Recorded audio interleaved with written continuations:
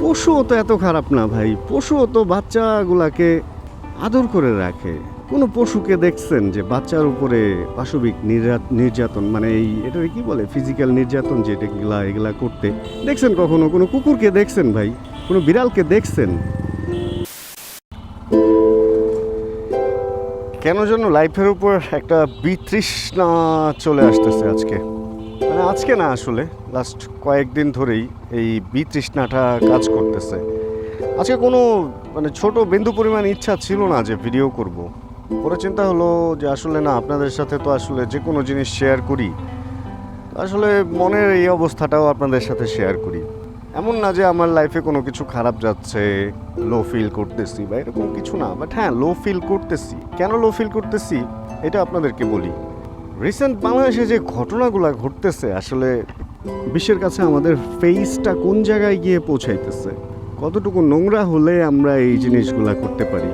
একসময় বর্ডারে লাশ, একসময় ঈদে বাড়ি যাওয়া নিয়ে বাইক বন্ধ, একসময় ঈদে বাড়ি যাওয়া নিয়ে বাসের ভাড়া বাড়া, একসময় ঈদে বাড়ি যাইতে গিয়ে লঞ্চে গত রোজার ঈদে কী হইল দেখছেনই তো। তারপর ফেরিঘাটে বাস পড়ে যাওয়া, এগুলা ইনসিডেন্ট অ্যাক্সিডেন্ট যাই বলেন বলা যায়। কিন্তু রিসেন্ট যে ঘটনাটা ঘটছে 7 বছরের শিশুটার সাথে, এই জিনিসটাকে ইনসিডেন্ট বলবো, অ্যাক্সিডেন্ট বলবো, নাকি আমাদের জাতির অবক্ষয় বলবো? কি বলবো আসলে ভাই, মানে কি বলা যায়?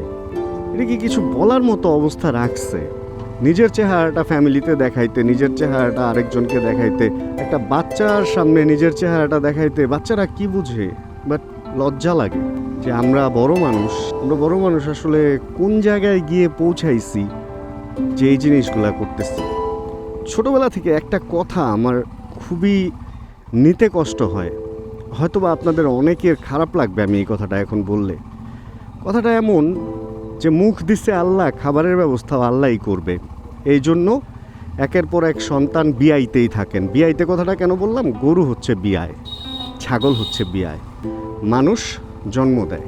তো বিয়াইতে বললাম এই কারণে যে মুখ আল্লাহ দিছে, খাওয়াইবো আল্লাহ, তাহলে ভাই আপনারে ওই কাজও করাইবই আল্লাহ। তো ওইটা নিজের খুশি, নিজের শান্তি, নিজের পরিতৃপ্তির জন্য করেন কেন? এইভাবে জনগণ বাড়তে বাড়তে ভাই ছোটবেলায় কিছু মানে ফাঁকা জায়গা দেখছি, এখন আর ফাঁকা জায়গা নাই। মানুষ বাড়তেছে আস্তে আস্তে। মানুষ বাড়ার সাথে সাথে কি হওয়া উচিত ছিল? মানুষ বাড়ার সাথে সাথে সেফটি, সিকিউরিটি, রুল অ্যান্ড এইগুলা, জনশক্তি, এগুলো উন্নত হওয়ার কথা ছিল। হইতেছে উল্টা, বেকার। এই অবস্থায় গিয়ে যখন একটা জিনিস হবে, মানে যখন এত লোক হবে, তখন এটাকে জনশক্তি না হয়ে এটা কোন দিকে যাইতেছে ভাই? আপনি চিন্তা করেন, 7 বছরের একটা বাচ্চা মেয়ে কি ফুটফুটে দেখতে? 7 বছর, অনলি 7 বছর। 7 বছরের একটা মেয়ে, আসলে ও দিন দুনিয়া, মানুষের ফিজিক্যাল কন্ডিশন, ও ছেলে না মেয়ে, ছেলে হিসেবে ওর কি কাজ, মেয়ে হিসেবে ওর কি কাজ, ওর যেই ফিজিক্যাল অ্যাক্টিভিটি, এগুলা সম্পর্কে কতটুকুই বুঝে 7 বছরের একটা মেয়ে? কিছুই বোঝে না, তাই না? ও হাঁড়ি পাতিল দিয়ে খেলবে না পিস্তল দিয়ে খেলবে, এইগুলা হচ্ছে ওকে বোঝানো হয় ওই সময়। অ্যান্ড মানে বাংলাদেশে একটা ল আছে না যে 18 বছর মেবি মেয়েদের, 21 বছর মেবি ছেলেদের, তারপরে হচ্ছে তারা 18 বছরই ধরলাম দুইজনেরই, তারপরে হচ্ছে তারা সাবালক সাবালিকা হয়। তার মানে they are ready to get marry. And এরপরে গিয়ে ফিজিক্যাল অ্যাক্টিভিটি বা কিছু যেটা লিগ্যাল, এখন ইলিগ্যাল হয়তো 14, 15 or 16 মানুষ, এটা অন্য ইস্যু। এটা যার যার খুশি, সে লুকায়া করবে বা তার যদি ফিজিক্যাল অ্যাক্টিভিটি করার ইচ্ছা থাকে সে করবে, এটা ফ্যামিলিও চায় না, এটা লুকাই।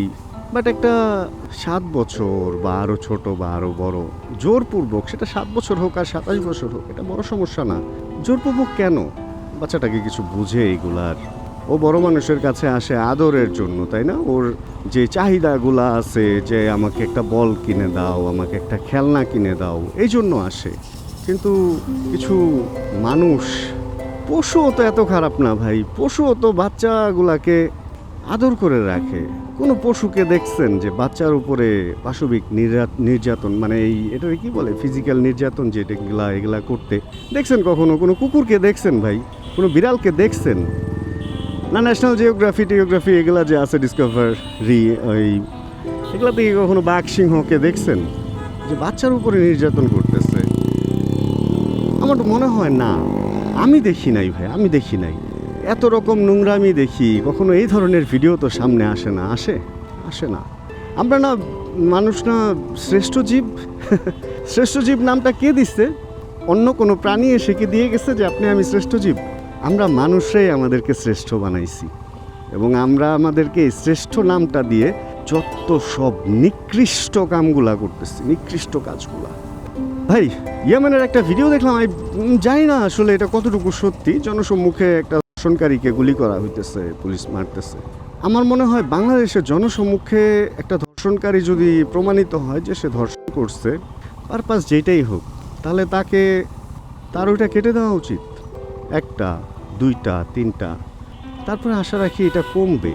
কমুক চাই না কমুক, যেই মানুষগুলো আমরা আছি অ্যাটলিস্ট আমরা এটা সান্ত্বনা পাবো যে একটা বিচার তো হয়েছে।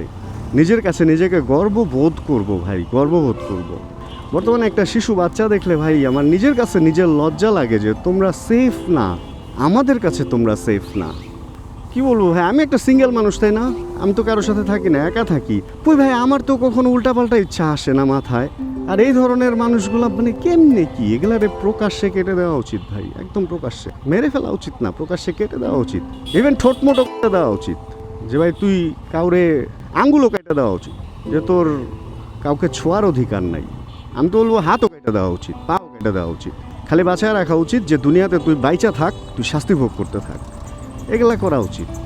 দেশের আইন আমার মনে হয় আরেকবার একটা ছোট্ট পরিবর্তন করা উচিত এটার উপরে, যে এই ধরনের কাজ যারা করতেছে তাদেরকে মানে উঁচু থেকে উঁচু পরিমাণ শাস্তির আওতায় আনা উচিত ভাই। এখন আমরা পদ্মা ব্রিজে না উঠতে পারলে মানববন্ধন করতেছি, বাইকের করের জন্য মানববন্ধন করতেছি। আমি তখন একটা কথা বলছিলাম, রাস্তায় যায় চিল্লা পাল্লা, এই কি অবস্থা, রাস্তায় যায় চিল্লা পাল্লা করা আমার কাজ না। আমার প্ল্যাটফর্ম এইটা, যেখানে আমি এখন কথা বলতেছি, এইখানে কথা বলা আমার কাজ। আমি এখানে যেমন কথা বলতেছি, আপনারা যারা মানববন্ধন করেন, আপনারা যারা এই ধরনের কাজগুলা করেন, প্লিজ আপনাদের কাছে আমার একটা বড় হাম্বল রিকোয়েস্ট থাকবে, আপনারা এমন একটা মানববন্ধন করেন না যে এটার শাস্তি না হওয়া পর্যন্ত এই মানববন্ধন শেষ হবে না। ভাই আপনাদের অনেক ক্ষমতা, আমরা যারা সাধারণ জনগণ আমাদের অনেক ক্ষমতা, তাই না? সরকার পতন করে ফেলছি আমরা কি পারি না যে অপরাধী ধরা পড়ছে, ওর একটা সুন্দর বিচার, যে বিচারটা সবাই পছন্দ করবে, এটার জন্য কি আরেকবার মানববন্ধন করা যায় না? আমার তো মনে হয় যায়। ভাই কথা দিলাম, এটার জন্য যদি এবার কোনো মানববন্ধন বা কোনো কিছু হয়, ওখানে আমাকেও পাবেন, অবশ্যই আমাকে পাবেন ইনশাআল্লাহ। মানে আর এটা আর থেমে থাকার মতো না। কর বলেন, যাই বলেন, ওই স্টুডেন্টদের পাশে আসি, এই সেই বহুত ভাই পোস্ট হাবিজাবি তো করলাম, অ্যান্ড বহুত কিছু দেশে হইলো, কিন্তু এইটার বিরুদ্ধে ভাই যদি কিছু না করতে পারি, তাহলে নিজের কাছে নিজেকে হিজড়া মনে হবে ভাই।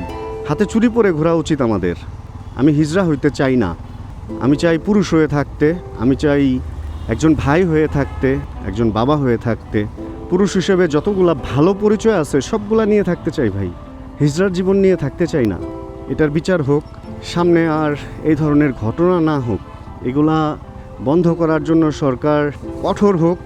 ভাই চালের দাম বাড়ুক, ডালের দাম বাড়ুক, যা খুশি হোক না, আমরা কষ্টসিষ্ট করে চলবো। পকেট থেকে টাকা বেশি খরচ হবে, পরিশ্রম বেশি করব, চলতে পারবো। কিন্তু ভাই নিজের মনের কাছে নিজে যদি একবার ছোট হয়ে যাই, ভাই আপনি যত ভালো খাবারই খান, টেস্ট পাবেন না তো, আমি পাচ্ছি না। এবার যদি এটা নিয়ে কোনো মানববন্ধন হয় বা কিছু হয়, আমি আছি আপনাদের সাথে। আজকের ভিডিও আর অন্য কোনোভাবে শেষ করব না ভাই, এটাই বলবো যে আমি আছি, আপনাদের সাথে আছি, আমি আছি, ন্যায়ের পক্ষে আছি।